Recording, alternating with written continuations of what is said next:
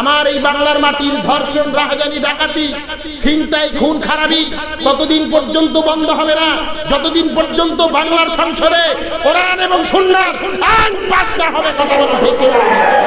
আমরা অনেক তন্ত্রমন্ত্র দেখেছি, কোন তন্ত্রমন্ত্রের মাধ্যমে আমরা রাহাজানি বন্ধ করতে পারি নাই, চুরি ডাকাতি বন্ধ করতে পারি নাই, ধর্ষণকে বন্ধ করতে পারি নাই, ডাকাতিকে বন্ধ করতে পারি নাই। বাংলার মানুষের একটাই টার্গেট, বাংলার স্বাধীন হবে, বাংলার সংসদে কোরআনের পতাকা পথ করে তুলবে। কথা বলা ঠিক না? অনেক আমরা দেখেছি না, প্রত্যেকটা পত্রিকার এক একটা কোনায় থাকে কয়টা মানুষকে ধর্ষণ করা হইল, কয়টা বাজারকে ডাকাতি করা হইল, কতটা স্বর্ণের দোকানে লুটতরাজ করা হইল। এটা এক একটা পত্রিকার আলাদা পয়েন্টই থাকে। কি আজীব ব্যাপার! জন্ম লগ্নের পর থেকে আমার আর বয়স কত, আপনাদের যাদের বয়স 70, 80, 90, আপনারাও আপনাদের জন্মের পর থেকে দেখতেছেন এই রাহাজানি, চুরি, ডাকাতি, জিনা, ব্যভিচার। একটা 7 বছরের বাচ্চা মায়ের চিৎকারে আসমান জমিন ভারী হয়ে যাচ্ছে। এ কিভাবে তার নিজের দিলকে বুঝাবে? এতটুকু একটা বাচ্চা মৃত্যুর সাথে পাঞ্জা লড়তেছে। এখন আমরা কি করি? আমাদের অনুশাসন, আমাদের আইন কি বলে? এই ধর্ষককে জেলে নিবে, ধর্ষকের জায়গা, জমি, টাকা সব কিছু উকিলরা আত্মসাৎ করবে।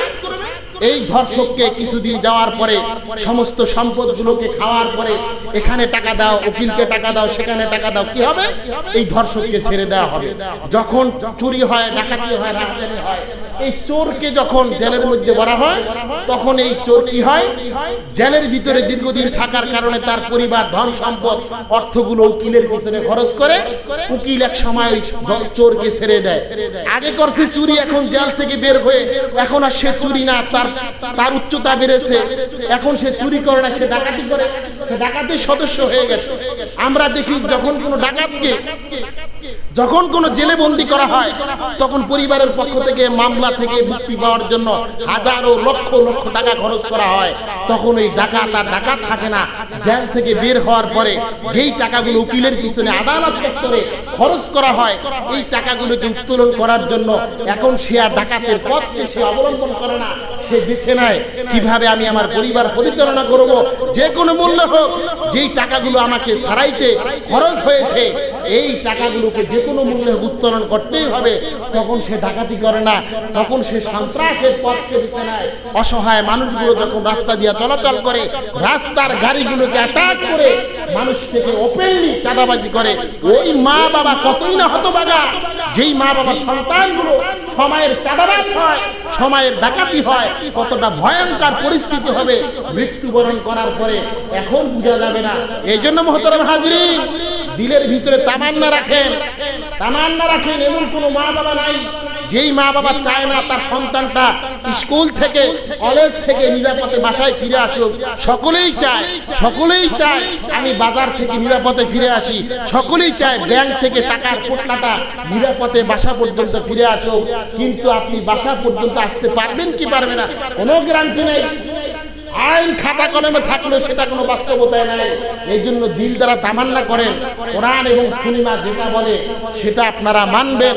সেটাকে মানার জন্য, বাস্তবায়ন করার জন্য আমাদের যা করার দরকার আমরা সেটা করব। চিরদিন বেঁচে থাকবেন না, একদিন আগে হোক পরে হোক মৃত্যুবরণ করতেই হবে। সুতরাং ফালতু মন্ত্রের পিছনে সময় নষ্ট না করে, এটা ওলামায়ে কেরামগণের দায়িত্ব আপনাদেরকে বলে দেওয়া। না মানা সেটা আপনার ব্যক্তিগত ব্যাপার।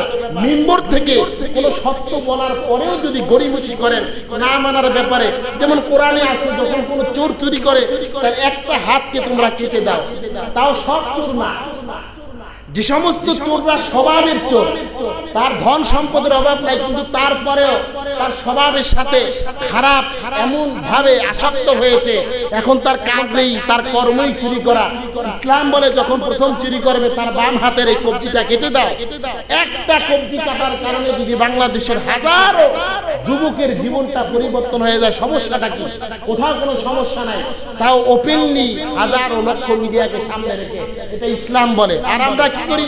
আমরা জেলে ঢুকাই চোরকে, ডাকাত হয়ে বের হয়, ডাকাতকে ঢুকাই সন্ত্রাস হয়ে বের হয়। দিনাদিন লুটতরাজ, চাঁদাবাজি, সন্ত্রাসগিরি, ধর্ষক দিনাদিন বাড়তেই আছে। যখন কোনো ধর্ষণকারী ধর্ষণ করবে তখন তাকে ওপেনলি জনসম্মুখে পাথর নিক্ষেপ করে তার মগজকে উড়িয়ে দাও। এটার দ্বারা কি হবে? হাজারো কোটি সন্তান ভালো হয়ে যাবে। যখন সোশ্যাল মিডিয়ায় দেখবে না বাংলাদেশে আইন কায়েম হয়ে গেছে, সুতরাং এখন আর ধর্ষণ করা যাবে না। আমি আমার ছোট ওই কন্যাটাকে ধর্ষণ করতে পারি না, আমি মেয়েটাকে ধর্ষণ করতে পারি না। বাসের মধ্যে মেয়েরা নিরাপদ হবে, রাস্তার মধ্যে নিরাপদ হবে, কলেজ ইউনিভার্সিটিগুলোর মধ্যে মেয়েগুলো নিরাপদ হয়ে যাবে। বাংলার মাটি কোরআন এবং সুন্নাহর মাটি হয়ে যাবে। আমরা দোয়া করি আল্লাহ তাআলা কোরআন এবং সুন্নাহর জন্য বাংলাদেশকে কবুল করুন। সকলে বলুন আমিন। ওয়া আখির দাওয়ানা আলহামদুলিল্লাহি রাব্বিল আলামিন।